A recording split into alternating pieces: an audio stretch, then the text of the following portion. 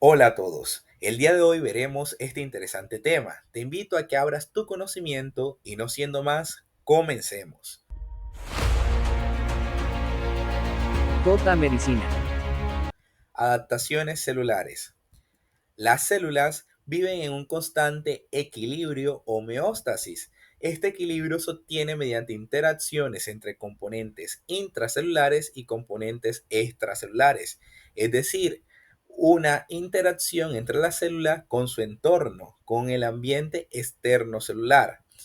Las células pueden constantemente enfrentarse a ciertos ambientes no tan buenos, ciertos estresantes, ciertos estímulos nocivos que van a desencadenar en las células unas respuestas ante estos cambios en el entorno, ya sean fisiológicos o patológicos. Y estos cambios es lo que se conoce como adaptaciones celulares. Contextualizando, adaptaciones celulares son esas respuestas funcionales y estructurales que son reversibles. Esta es una característica muy importante de las adaptaciones celulares. Se pueden revertir. Y estos cambios son en respuesta, valga la redundancia, a cambios fisiológicos o patológicos cuyo objetivo es lograr la supervivencia de la célula.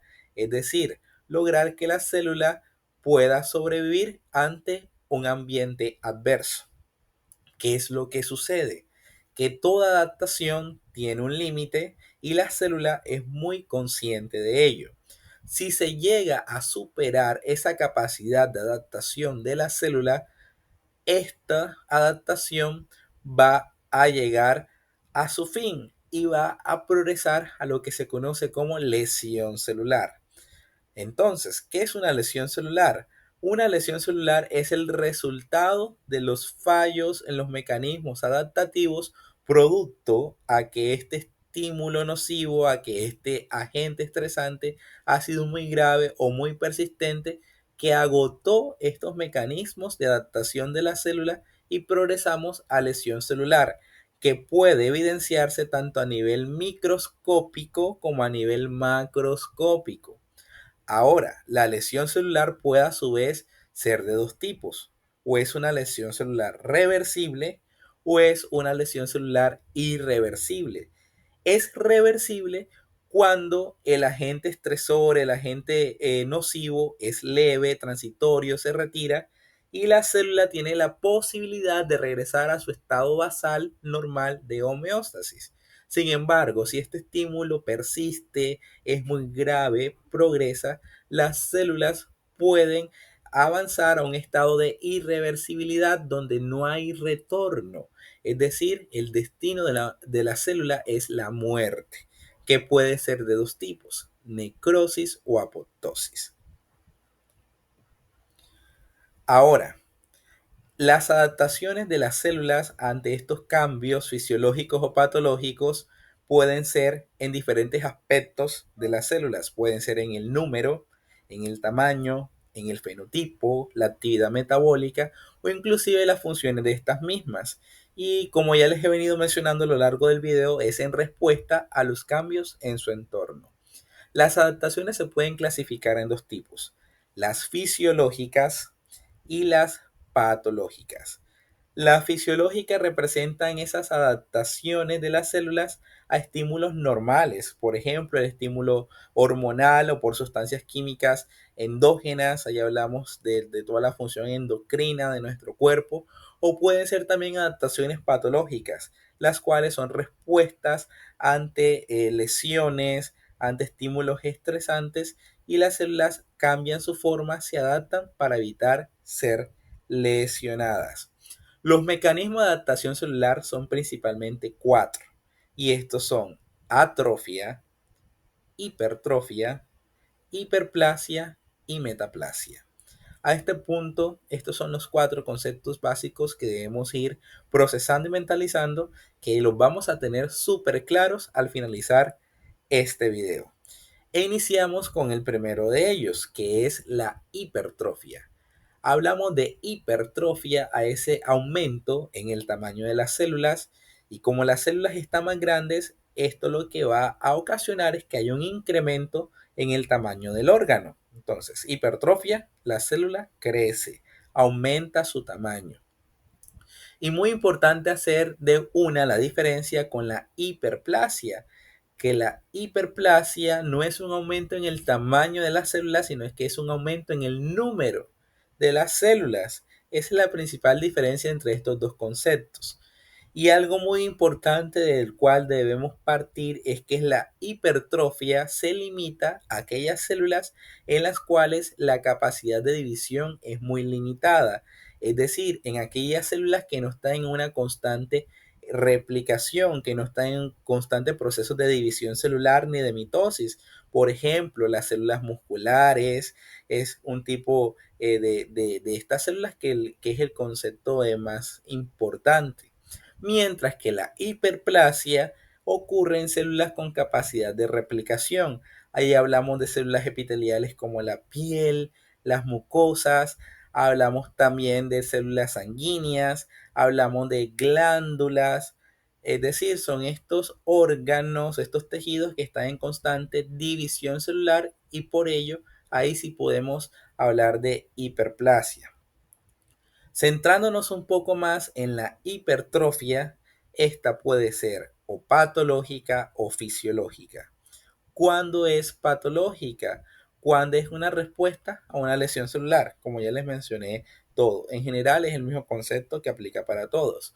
Un ejemplo de la hipertrofia patológica es aquella que ocurre cuando el corazón aumenta su tamaño, ojo porque aumentan sus células en tamaño, ante una sobrecarga de presión, tal ocurre en la hipertensión arterial. Por ello, una de las consecuencias de la hipertensión arterial de manera crónica es la hipercardiopatía, es decir, el corazón aumenta tanto su tamaño que se vuelve muy grande, muy hipertrófico. La hipertrofia fisiológica es el crecimiento de células en respuesta a un estímulo generalmente hormonal que ocurre de manera fisiológica. Por ejemplo, durante el embarazo, las células musculares deben aumentar su tamaño para poder albergar al nuevo feto que viene en camino, y esto es inducido por hormonas. Otro ejemplo muy frecuente de hipertrofia fisiológica es la hipertrofia muscular inducida por el ejercicio. Hay un mayor sobrecarga de trabajo sobre el músculo esquelético que se está trabajando. Esto induce a que las células se adapten para poder suplir estas mayores demandas que está ejerciéndose sobre su función. Es decir, la célula dice, me están exigiendo más, yo voy a crecer, voy a hacerme más fuerte para poder sobrellevar este nuevo entorno adverso, por decirlo de cierta forma, en el caso de lo patológico o en el caso de lo fisiológico, en respuesta a este estímulo hormonal o mecánico como ocurre en la hipertrofia muscular fisiológica. Habiendo dejado claro el concepto de hipertrofia, pasamos a lo que es la hiperplasia, que ya les había dicho que es un aumento en el número de células o tejidos en respuesta a un estímulo. La hiperplasia y la hipertrofia tienen en común que ambas hacen que el órgano aumente su tamaño, por diferentes formas, pero ambas aumentan el tamaño del órgano. Igual que ocurre con la hipertrofia, este puede ser fisiológica o patológica. Es fisiológica generalmente ante respuestas hormonales. ¿Qué más fisiológico que la proliferación de ese epitelio glandular mamario en respuesta a la pubertad o la gestación?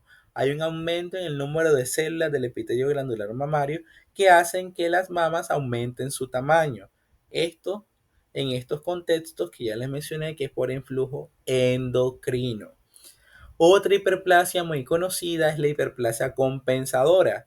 Se produce cuando se elimina una porción de un tejido y ese remanente de ese tejido que quedó sano se replica para intentar compensar eso que se retiró.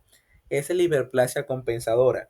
Y pongo aquí la imagen del hígado porque el hígado históricamente se ha descrito como uno de los tejidos que tiene esta capacidad de compensar rápidamente las pérdidas de este órgano a tal punto de que puede lograr una recuperación casi que completa un determinado tiempo después.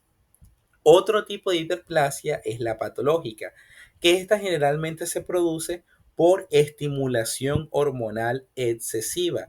Es decir, aquí ya hay un desequilibrio entre las hormonas. El ejemplo más clásico, más conocido, pero no es el único, hay muchos, es la hiperplasia endometrial, donde se pierde ese equilibrio entre los estrógenos y los progestágenos y se pierde esa contrarregulación por parte de los progestágenos y hay un aumento del estímulo por parte de los estrógenos. Esto produce de que haya un crecimiento del endometrio condicionando esta patología. Otros tipos de hiperplasia son la hiperplasia prostática, por ejemplo, que también ocurre por estimulación hormonal excesiva.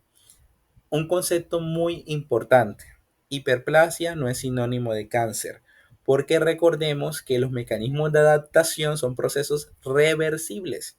Es decir, si se retira el estímulo, se pueden revertir y la célula puede volver a su estado fisiológico o basal, mientras que el cáncer es un proceso de crecimiento celular desregulado donde se pierden esos mecanismos de control y de apoptosis que regulan el crecimiento y las muertes de diferentes tipos de células.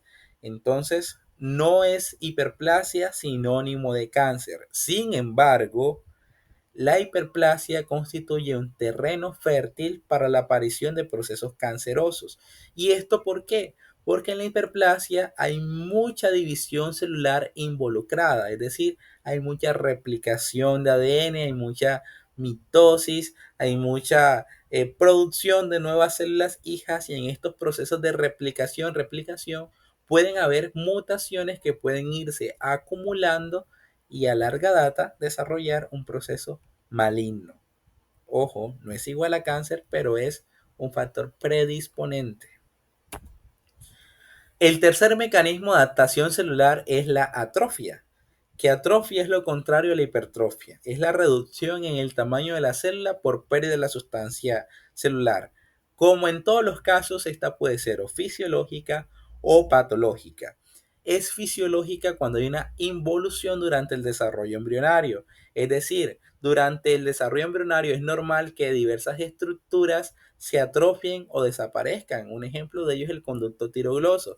Estas estructuras son útiles en la vida embrionaria, pero ya después del nacimiento no son necesarias y muchas de ellas desaparecen a lo largo del desarrollo embrionario y otras tienden a desaparecer en los primeros días de vida y esto mediante este proceso de atrofia.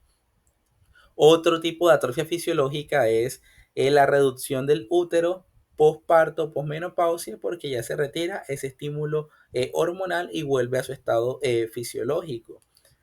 Atrofias patológicas.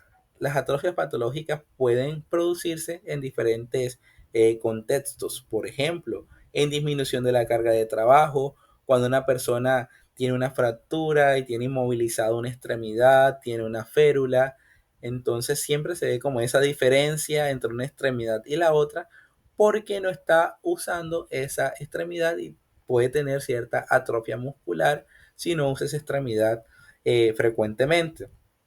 Puede producirse por pérdida de la inervación. Recordemos que los nervios conectan todo nuestro cuerpo con el sistema nervioso central y si no tenemos estímulos no vamos a tener una adecuada funcionalidad. Flujo sanguíneo reducido. El flujo sanguíneo es el encargado de llevar esos nutrientes a nuestros tejidos, a nuestras células. Y si el flujo sanguíneo se reduce, mediante estos procesos de isquémicos, vamos a tener menos nutrientes. La célula no tiene adecuado nutriente, disminuye su tamaño.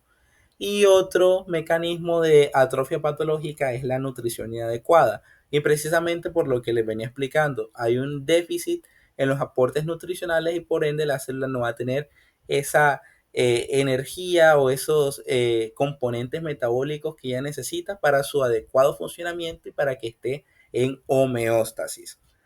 En conclusión, la atrofia es el resultado de una disminución en la síntesis de proteínas. ¿Por qué? Porque faltan sustratos. y porque hay un aumento en la degradación de las proteínas en las células, principalmente porque la célula al no tener nutrientes comienza a degradar proteínas para generar energía mediante el proceso conocido como gluconeogénesis. Y el último mecanismo de adaptación celular es la metaplasia.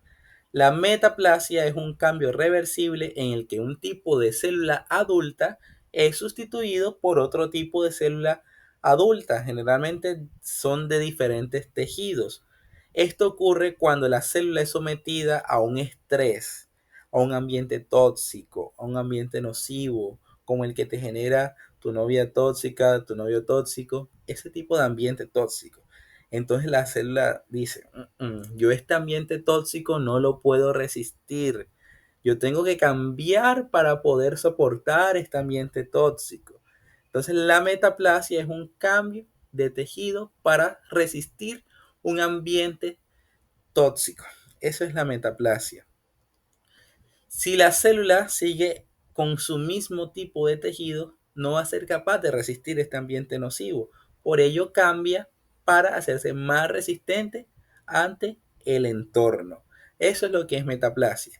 Un ejemplo de la metaplasia es la metaplasia escamosa de las vías respiratorias, en la cual el epitelio respiratorio, que el epitelio respiratorio, ¿cuál es? Epitelio cilíndrico, pseudoestratificado, ciliado, con células caliciformes productoras de moco. Ese es el epitelio de la vía respiratoria. En diversas situaciones, este epitelio puede cambiar. ¿Cuáles situaciones pueden ser?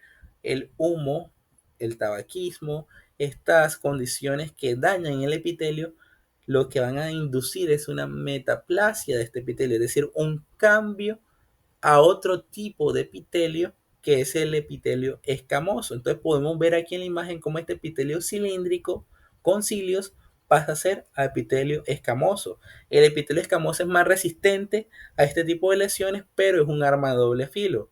Hay pérdida de los cilios y por ello se pierden estos mecanismos protectores de la vía respiratoria y los pacientes son más propensos a infecciones respiratorias. Entonces, este tipo de metaplasias es muy frecuente en los fumadores.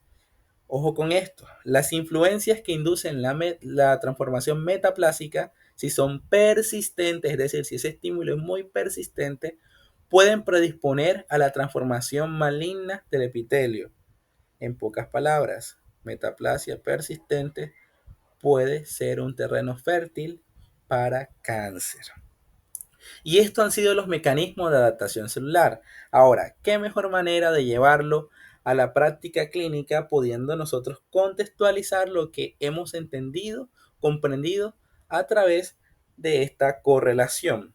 En la imagen del centro, la imagen superior, podemos ver un corazón normal, un miocardio normal. Podemos ver allí las cavidades de los ventrículos derecho e izquierdo. Sin embargo, cuando hay una sobrecarga, un aumento en el trabajo, ya sea por hipertensión arterial, por ejemplo, el corazón se adapta.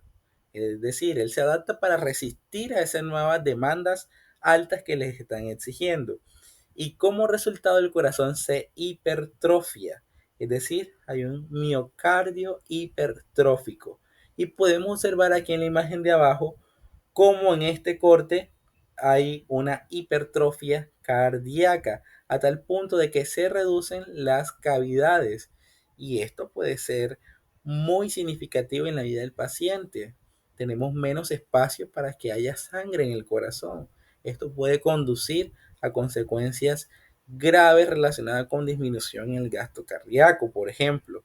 Ahora, yo les decía, el corazón se adapta, pero si esos mecanismos de adaptación se superan, son ya se vencen estos mecanismos de adaptación, si el estímulo es muy intenso, prolongado, la lesión persiste, no hay un retiro del estímulo, se sobrepasa esa capacidad adaptativa de la célula y aparece la lesión celular. La lesión celular se va a manifestar tanto a nivel microscópico como a nivel macroscópico. A nivel microscópico podemos tener cambios como edemas, alteraciones en los organelos. Se han descrito también la acumulación de sustancias lipídicas en el citoplasma de las células que son características de lesión celular reversible. Ahora, hasta este punto la lesión todavía es reversible. Si se corrige el daño, la célula puede recuperarse. Sin embargo, ante estímulos que son muy persistentes o ante agresión continua muy grave, por ejemplo, isquemias, infartos agudos de miocardio, el siguiente paso es que la célula ya no puede recuperarse. ¿Y qué es lo que sigue? Muerte celular. Y en este caso de isquemia, la muerte celular ocurre por necrosis. Y ya en la imagen de la derecha podemos ver aquí en la parte inferior un miocardio infartado. A nivel macroscópico podemos observar estos cambios en la coloración. Se ven estas áreas de necrosis hipopigmentadas y en algunas hiperpigmentadas que son indicativas de infarto agudo del miocardio.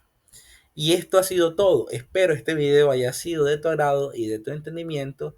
¿Y qué video o qué tema quieres que hablemos en una próxima ocasión? Hasta luego. J Medicina.